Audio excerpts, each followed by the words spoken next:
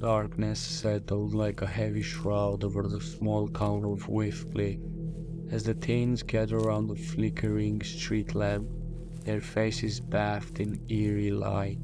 Jake, a thrill-seeker with a heart that pounded like a tribal drum, suggested they visit the abandoned church on the outskirts of town. Tales of malevolent chapel plagued the village for generations, and the teenagers' curiosity brimmed with a mixture of excitement and dread. The group, consisting of Jake, Lily, Mark, and Sarah, ventured into the moonlight night, their footsteps echoing eerily on the cobblestone path leading to the forsaken church. The building loomed before them like a monolithic specter, its crumbling facade appearing to watch them with the hollow eyes.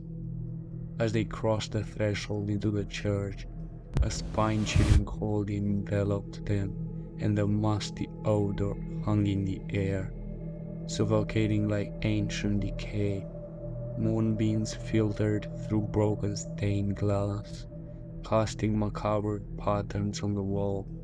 The shadows seemed to dance as if mocking the intruders. Trepidation gripped the teenagers' hearts, but the thrill of the unknown drove them forward.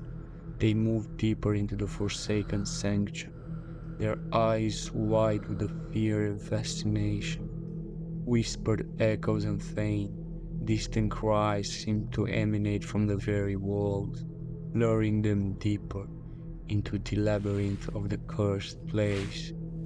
Jake led the way, his breath swallowed and his heart pounding faster with each step. His friends followed closely, sharing nervous glances but unwilling to voice their concerns. The darkness closed in around them, and the creaking of floorboards beneath their feet heightened the tension. They entered the main hall, and an oppressive silence fell upon them like a suffocating weight. Dust motes floated in the air, catching the moonlight as they whirled in the unknown draught. Sarah's breath hitched as she felt an icy hand brush against her cheek. She turned, but there was no one there. Her friends saw nothing, but the sinister energy seemed to draw closer, feeding on their fear. Suddenly, a faint whispered their names from the depths of the shadows. The group froze, their hearts pounding in unison. Jay, Lily, Mark, Sarah. The voice grew louder, haunting and inviting. A mixture of terror and intrigue compelled them to follow the voice. They found themselves in a hidden chamber, its walls adorned with demonic symbols. A foul odor lingered here, making bile rise in their throats. The air grew thick with malevolence as a haunting apparition materialized before them, spectre clad in tattered clerical robes, its eyes void of any semblance of humanity. The teen's pulses raced as the ghostly figure knocked them closer. Each step felt like walking through molasses, the dread clawing at their very souls. The malevolent entity fed off their fear, growing stronger with every tremor and gasp. Jake's courage wavered, but curiosity and peer pressure urged him to forward.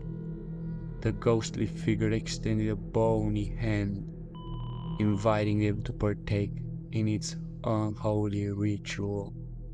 Their fear reached its zenith as a spectral storm of terror consumed them. In that dark moment, they were overcome by horrifying visions, each personalized to their deepest fears and regrets. Jake saw his loved ones torn apart before his eyes. Lily faced her crippling claustrophobia in an ever-shrinking space. Mark confronted his guilt over a tragic accident, and Sarah relived the loss of her parents. The malevolent chapel revealed in their torment a sickening smile playing on its ghastly features. No one dared to speak, unsure if the horrors they witnessed were a collective delusion or something far more sinister. The ominous structure loomed behind them, seeming to radiate an aura of malevolence that tugged at their minds. As days turned into weeks, they found themselves plagued by unsettling dreams and unexplained phenomena. Whispers followed them wherever they went, and shadows seemed to dance at the corner of their vision. The malevolent chapel had left its mark on their lives, an ever-present reminder of the terrors they couldn't comprehend. Some nights they would gather under the flickering street lamp where it all began, exchanging knowing glances but never speaking of what truly happened. Each member of the group felt an unspoken bond, a connection forged by a shared encounter that defied explanation. Some tried to move on, dismissing the experience as a figment of their imaginations, while others remained haunted, unable to escape the malevolent chapel's grasp.